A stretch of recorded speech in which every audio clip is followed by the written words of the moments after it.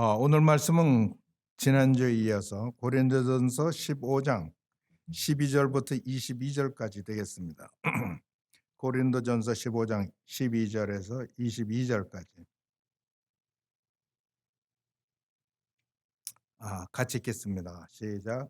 그리스도께서 죽은 자 가운데서 다시 살아나셨다 전파되었거늘 너희 중에 어떤 이들은 어찌하여 죽은 자 가운데서 부활이 없다 하느냐.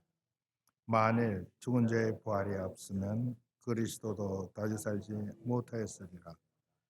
그리스도께서 만일 다시 살지 못하셨으면 우리의 전하도 헛것이요 너희 믿음도 헛것이니 또 우리가 하나님의 거짓 증인으로 발견되니 우리가 하나님이 그리스도를 달리셨다고 증거하였습니다. 만일 죽은 자가 다시 사는 것이 없으면 하나님이 그리스도를 다시 살리시지 아니하셨으리라. 만일 죽은 자가 다시 사는 것이 없으면 그리스도도 다시 사는 것이 없었을 터이요. 그리스도께서 다시 사신 것이 없으면 너희의 믿음도 헛되고 너희가 여전히 죄 가운데 있을 것이요. 또한 그리스도 안에서 잠자는 자도 망하였으리니 만일 그리스도 안에서 우리의 바라는 것이 다만 이 생뿐이면 모든 사람 가운데 우리가 불쌍한 자라. 그러나 이제 죽은 자 가운데서 다시 살아 잠자는 자들의 철 열매가 되셨습니다.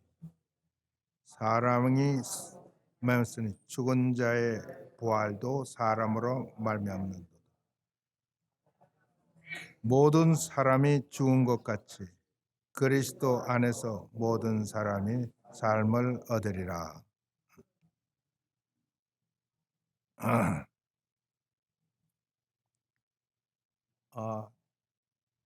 고린도전서 15장을 보니까 네 가지로 이렇게 나눌 수가 있겠어요. 첫 번째는 예수님이 하나님이신 증거들, 예수님의 하나님의 아들로서 죽으셨다가 부활하신 증거, 이 증인들을 하는 게 10절까지 이제 첫째고, 두 번째는 오늘 읽은 말씀으로 만일에 부활이 없다면 어떤 일이 일어나느냐. 그래서 부활이 사실, the facts, 사실인 것을 증거하고, 그 다음에 세 번째는 그럼 부활한다면 우리가 어떻게 부활하느냐. 어떻게 부활하느냐. 그러니까 어떤 모양으로 부활하느냐 하는 것이 세 번째고, 네 번째는 만약에 우리가 이 땅에 소망을 이 땅에만 둔다면 정말 불쌍한 사람이 예수 믿는 사람들이다. 그래서 하나님의 그리스도의 재림이 올 때 우리가 어떻게 변화되고 어떠한 사람이 되는가를 마지막으로 보여줍니다. 이 네 가지를 다 말씀을 드린다면 아마 학문적으로 한다 그러면 one season, 16 weeks가 one semester인데 이 16주간 one semester로 홀랑 다 써도 아마 충분하지 않을까 그런 생각을 충분하지 않을 것이다라는 생각을 합니다. 그런데 저희가 보통 우리가 학문적으로는 독일 신학을 쳐줍니다.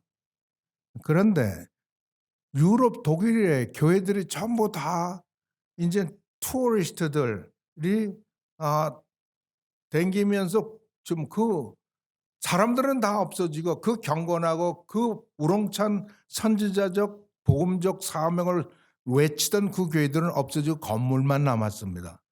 그래서 그 됩니다. 우리가 이번 감사절에 이제 부를 찬송의 두 번째가 바그너라는 분이 쓴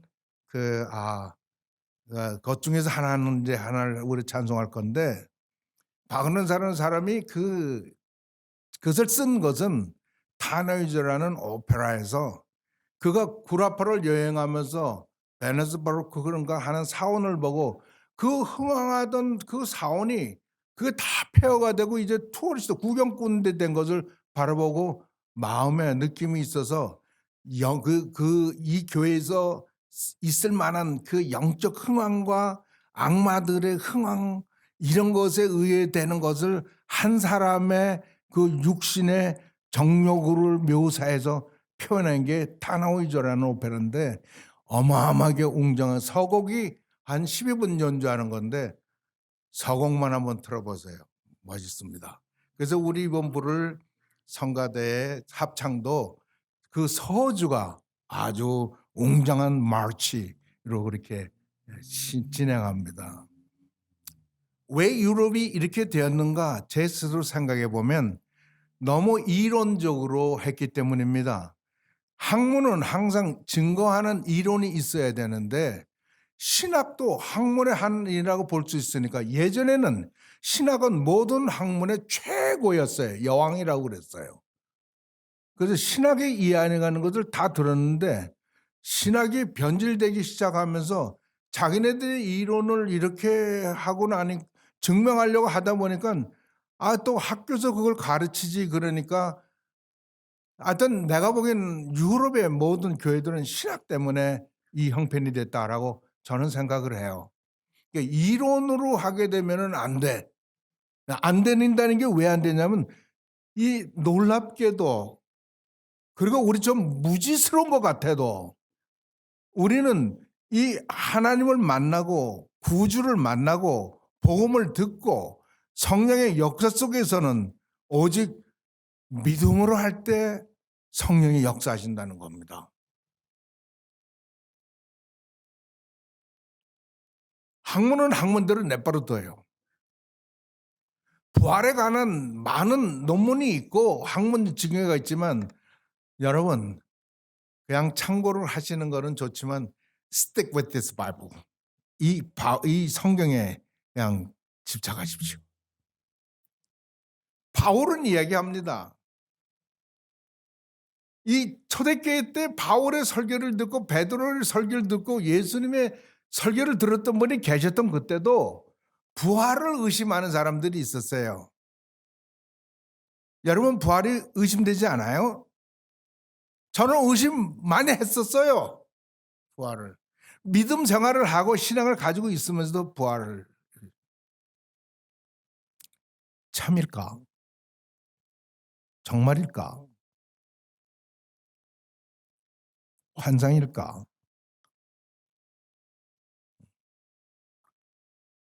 성령이 우리에게 믿음을 주시지 아니하면 안 믿어집니다. 그러니까 세상 그리스도 밖에 있는 사람이 부활을 의심하는 것은 이상한 일이 아닙니다. 바울이 있는 고린도 교회에도 부활을 의심하는 자들이 있어서 사도 바울이 이야기하시기를 그리스도께서 죽은 자 가운데 살아나셨다 하거늘 전파되었거늘 너희 중에서 어떤 이들이 어찌하여 죽은 자 가운데서 부활이 없다 하느냐. 부활이 어딨냐? 없다. 그건 말이야. 그런 사람이 그때도 있었고 지금도 있다는 겁니다. 근데 이 말씀을 전한 사람들이요. 부활을 하는 사람들이 부활의 증인들입니다.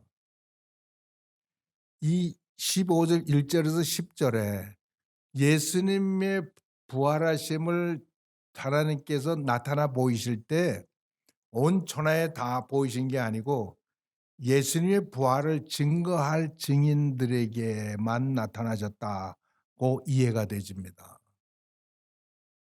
그런데 이 증인들은 어떤 사람들이냐면 예수님이 살아계실 때도 예수님과 함께 있었고 예수님이 죽으신 후에도 그 죽음을 보았고 예수님의 부활을 식사하면서 확인하고 고기 잡으면서 확인하고 이 길을 여행을 하면서 확인해서 예수님의 생전에 그 예수님과 고난의 예수님과 부활의 예수님을 다 증거하고 증인할 수 있는 그 사람에게 예수님께서 나타나셨다는 거예요.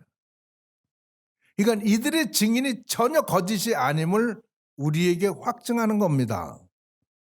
그래서 이렇게 너희들에게 예수님께서 부활되었다고 죽음에서 부활하셨다고 말씀하셨지만 그래도 믿지 않는 사람들이 있었다고 합니다. 있습니다. 교회 안에도 있습니다. 목사님이 부활의 이 메시지를 부활절에만 한 번 겨우 하고 1년 내내 하지 않는 이유는 그 목사님 조심하세요. 그 목사님은 부활을 안 믿을 가능성이 많습니다. 그러니까 양심에 나도 믿지 못하는 거 어떻게 전해? 그래서 못할 가능성이 있습니다. 그러나 기회가 닿는 대로 1년이고 10년이고 100년이고 기회가 닿는 대로 예수님의 죽음과 부활을 이야기하는 목사님을 여러분이 본다면 여러분은 행복한 사람이라고 봐도 좋습니다. 오늘 본문에서는 제가 세어보니까 잘못 세웠을 수도 있습니다만 9번, 10번을 그리스도께서 죽으셨다가 다시 살아나셨다. 너희들이 만약 죽는 자가 살아나는 게 없다면 그리스도도 다시 부활하지 않으셨을 거예요. 만일 그리스도께서 부활하시지 않았다면 하나님께서 그리스도를 살리지 못하셨을 것이다. 만일 그리스도께서 부활하지 않으셨다면 우리가 불쌍한 사람 중에 불쌍한 사람이다. 왜? 우리의 믿음도 헛것이요. 우리가 전한 것도 헛것이요. 우리가 하나님을 증거했는데 그것이 다 거짓말쟁이, 거짓증으로 나타낼 것이니 우리가 참으로 허망한 사람들이다. 만일 우리 그리스도께서 다시 사시지 않았으면 너희의 믿음도 헛것이요 우리의 모든 소망하는 것 다 헛것이다. 그렇게 얘기합니다. 결과는 뭡니까? 그러나 그리스도께서 다시 살아나사 죽은 자들의 첫 열매가 되었다라고 말씀하고 있습니다.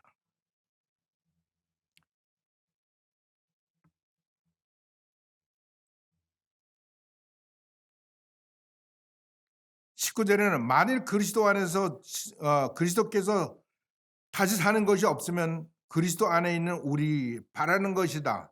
다만 그리스도 안에 있는 우리는 바라는 것이 다만 이생뿐이면 모든 사람 가운데서 우리가 더욱 불쌍한 자라. 우리의 믿음도 헛것이고 우리 바라는 것도 헛것이고 더욱이 이 세상에 뿐만이라면 우리를 바라는 것이 그렇다면 우리가 불쌍한 사람 중에 더욱 불쌍한 사람이다.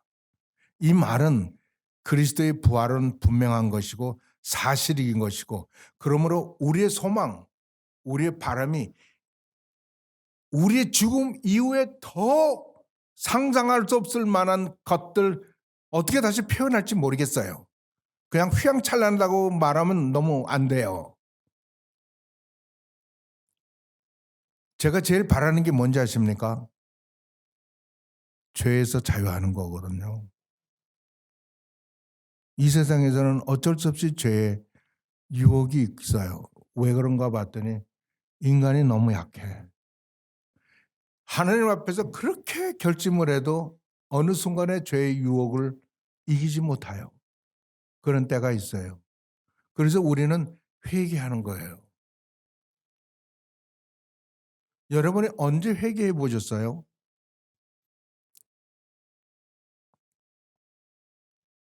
저는 오늘 아침에도 했어요. 왜 그러냐면 여러분보다 제가 더 죄를 더 많이 짓고 다른 말로 하면 죄에 대해서 제가 더 센시티브하기 때문일지도 몰라요. 그러나 분명한 것은 저는 오늘 아침에도 했고 어젯밤에도 했고 어제 아침에도 했고 그게 저의 삶의 시작이고 끝이고 그래요.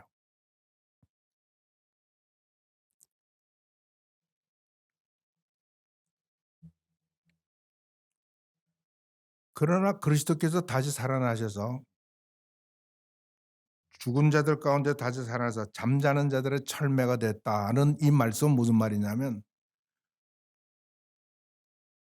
이제는 죽으면 다 끝이 났는데 오직 죽음에서 다시 살아나신 분이 계셔서 첫 번째야.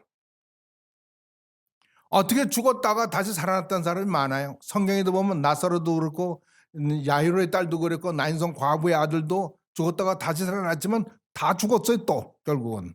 그러나 성경이 이야기하는 이 죽었다가 그리스도께서 죽었다가 다시 살아났고 첫 열매가 되셨다는 것은 다시는 죽음이 없고 영생 영원토록 하나님과 같이 산다.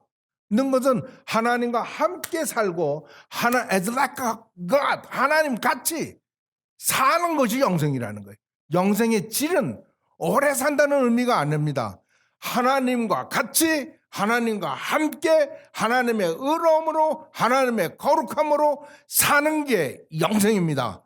이것이 우리를 하나님께서 우리를 부활시킨 부활의 몸이 그렇다는 겁니다. 우리 주님께서 죽음에서 부활하여 첫 열매가 되셨다는 것은 바로 그 얘기예요.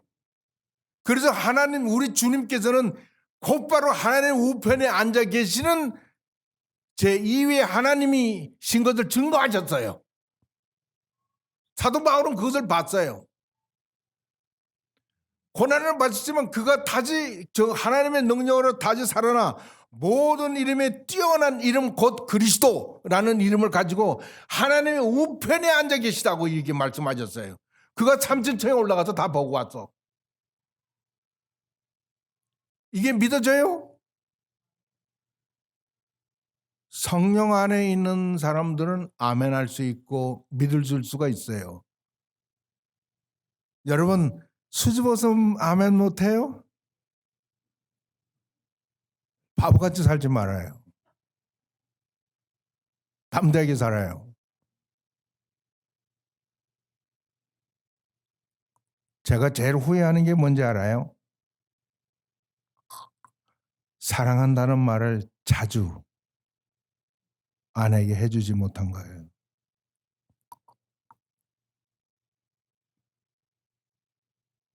사랑합니다. 아멘, 할렐루야를 우리 주님께 자주 하지 못하는 거 후회할 거예요. 그렇게 제가 믿어요. 그래서 저는 할렐루야, 아멘을 참 자주 해요. 티나게는 안 하지만 자주 해요. 그리고 사랑합니다. 사랑합니다. 자주 사랑한다는 말 못해서 미안합니다. 미안합니다.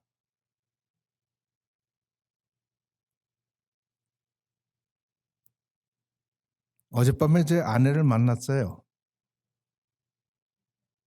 의자에서 잠깐 잠이 들었는데 얼마나 재밌는 시간 가졌는지 몰라요.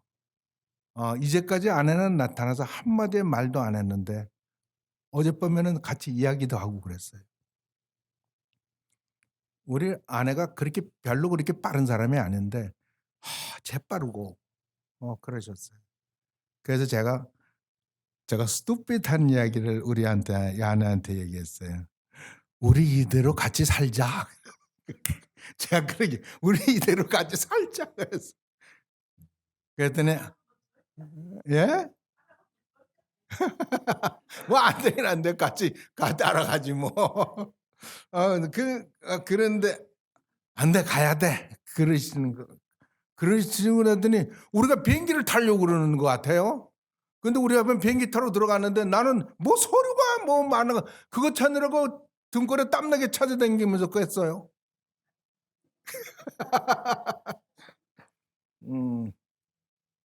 제 말은 사랑한다는 말 자주 해주세요. 할렐루야 아멘 그럴 때마다 하세요. 뭐 음성을 안 해도 속으로라도 하세요. 하세요. 영생의 질이 어떤 것을 알으셨죠? 영생의 질은 우리가 신령한 자가 우리가 여기에 그 질문합니다. 우리가 그럼 부활된다면은 어떤 모양으로 부활되느냐라고 이야기합니다.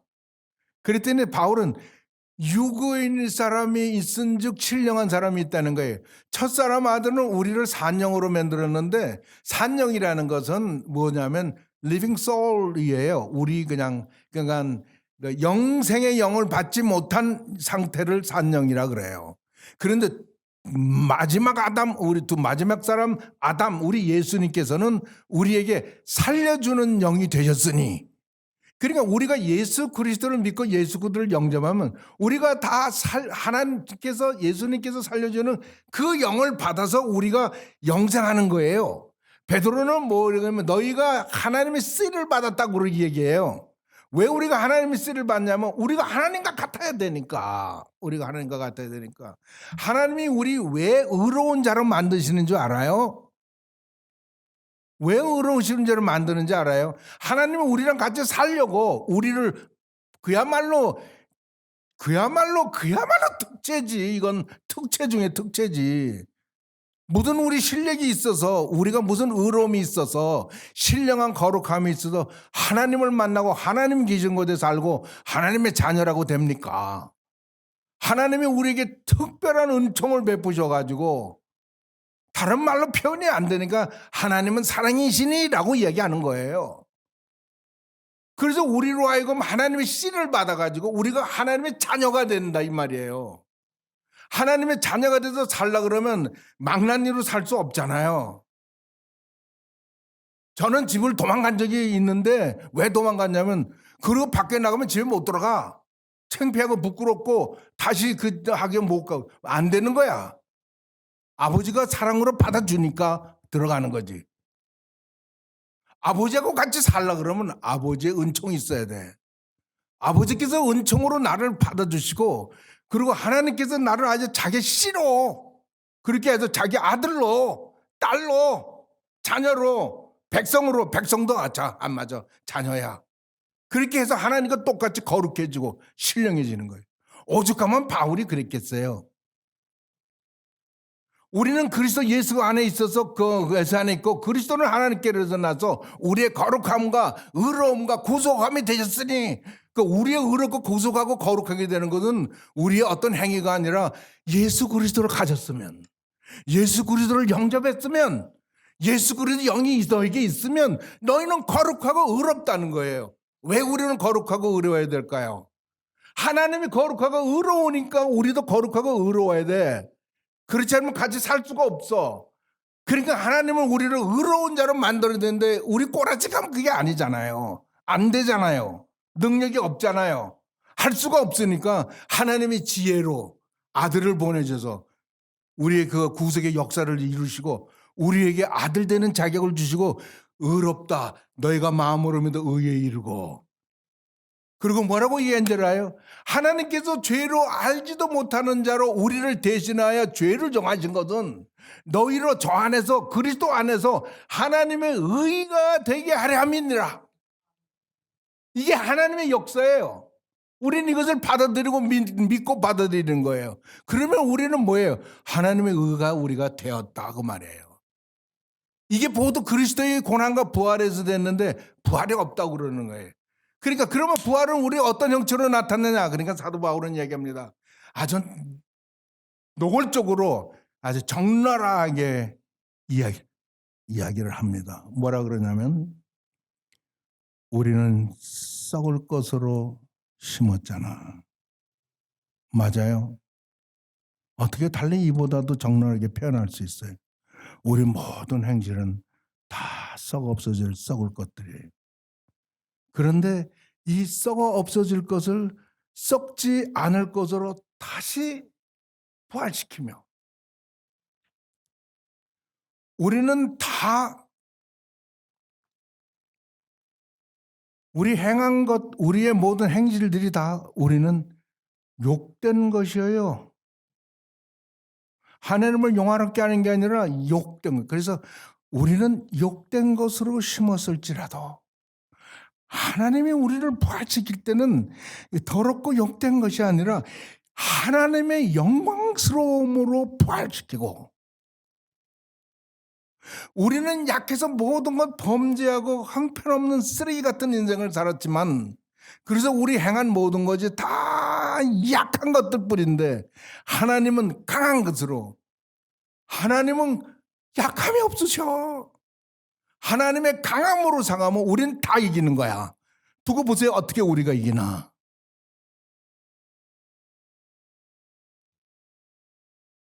우리는 육으로 심었지만 하나님께서는 신령한 것으로 우리를 다시 부활시켜서 우리가 그런 사람이 됐다는 거예요. 그리고 사도 바울은 자기가 익숙했던 구약 성경에 있는 말씀을 이용합니다.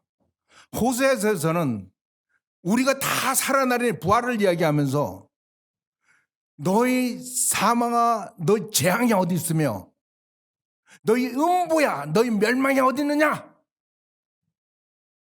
라고 한 말을 아주 현대적인 감각으로 그리고 실질적으로 사망아 너희 쏘는 것이 어디 있으며 사망아 너희 이기는 것이 어디 있느냐 라고 사도 바울은 사망을 자기가 꾸짖어 예수 그리스도로 말미암아 이김을 주시는 하나님께 찬송하리로다 라고 환희를 부르는 거예요.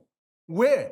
우리가 바로 그 그리스도의 그 은총 속에서 우리가 다 죽음에서 부활하여 하나님의 그 영광, 거룩함, 진실함, 의로움 그 모든 것들을 다 함께 누리는 하나님의 자녀로 살 것이니까. 그래서 만일 우리가 바라는 것들이 이 세상 땅에 있는 것들이라면 잘 살고 잘 먹고 출세하고 여유 있게 살고 큰 집 가지고 좋은 차 타고 명품 있고 뭐 이런 것들이 우리의 소망이라면 우리는 참으로 불쌍한 중에 불쌍한 거예요. 이거는 우리가 받을 영광 부활의 몸에서 얻을 거 비하면 아무것도 아니. 그거는 사도 바울은 그걸 전부 다 분뇨 같은 것이라 그랬어요. 영어로 얘기하면 덩, 우리말로도 비슷해. 덩으로. 그거를 쌓고 사느냐고. 사도 바울은 다 버렸는데 그런 게 아니라는 거예요. 마지막으로 그래서 그분은 이야기하기를 나팔이 불 때 우리가 다 변화하리니. 사도 바울은 그것을 고린도후서 3장에 이렇게 얘기해요. 이 세상에 사는 것은 다 수건을 쓰고 더듬듯이 살아가요. 뭔가 좋은 일도 좀 해보고 착한 일도 해보고 실패하지만 그래도 좀 살아보려고. 이것이 율법을 행위라고 얘기를 해요. 그런데 율법을 행위로 살려는 자면 수건을 얼굴에 가른 것 같이 보여야 될 것을 보지 못한대요. 사도 바울은 그때가 되면 부활의 때가 되면 하나님의 나팔이 불어서 전혀 변할 텐데 부활의 때가 되면 우리가 수건을 벗은 얼굴로 거울을 보는 것 같이 무엇을 보는지 아세요? 우리가 비로소 주의 영광, 하나님의 영광을 보게 된대요. 우리 죽을 때 그렇게 된다. 우리가 부활할 때 그런다는 거예요. 주의 영광을 보려니 어떻게 된다고요? 우리가 주의 영광을 보면서 보고 와 멋있다 찬란하다 아니면 어떻게 하면 저렇게 될까가 아니라 사도 바울은 주의 영광을 보려니 우리가 영광에서 영광에 이르니 오직 하나님의 주의 영으로 말미암으니라고 얘기합니다. 이게 부활의 질이고 영광이고 하나님께서 예수 그리스도의 부활로 약속하신 우리가 받을 영광입니다. 다 받으셔야 돼요. 이용환 형제가 지지난주에 저 앞에서 차에서 내리면서 저랑 앞에 있는 분들하고 인사하면서 참 신기하네요. 시간 되니까 여기서 다 만나네요. 그래요. 여러분, 우리가 진짜 신기한 걸 볼 때가 있습니다. 우리가 주님 앞에서 주의 영광과 함께 모두 변화 영광된 몸을 우리 스스로가 볼 때 그게 진짜 신기지. 신기하지. 우리가 그렇다 이 말이에요. 우리가 만일 그의 말씀을 믿고 받아들이면 그렇다는 겁니다.